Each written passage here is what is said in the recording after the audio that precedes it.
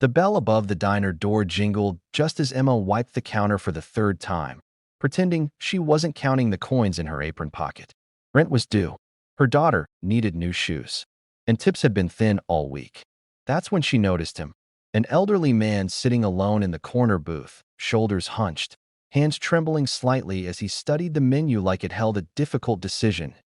He came in every Tuesday at the same time and ordered the same thing: soup, dry toast, and hot water with lemon. Emma had learned his routine without ever really learning his name. He always smiled politely, always said thank you, and always counted his money twice before placing it on the table. That evening, when Emma returned with his check, she saw it immediately. His hands froze. He stared at the bill, then down at the few crumpled bills beside his cup. He sighed, not loudly, not dramatically, just the quiet sound of someone realizing they'd miscalculated. "I'm sorry," he said softly, voice thick with embarrassment. "I think I'm $1 short. I can wash dishes if that helps." Something tightened in Emma's chest.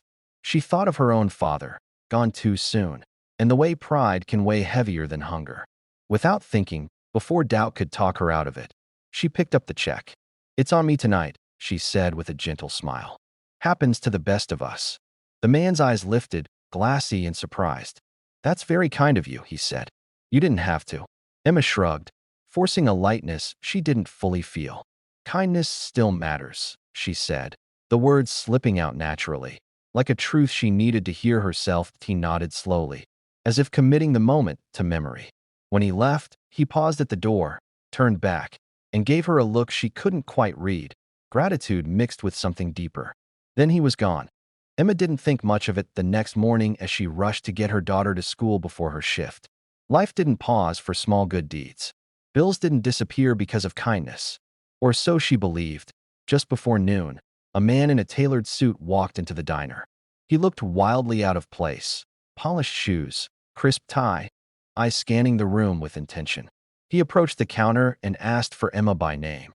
"That's me," she said cautiously. He smiled and placed a small envelope on the counter.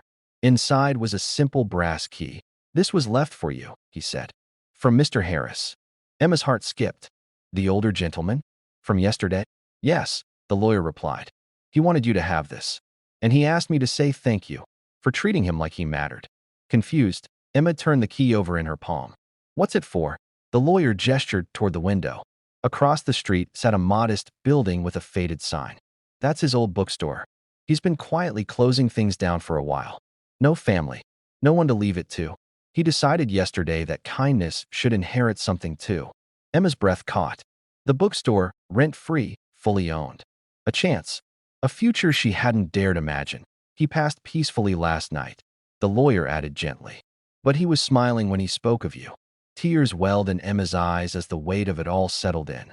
Not the key, not the opportunity, but the realization that a single, selfless moment had mattered more than she ever knew.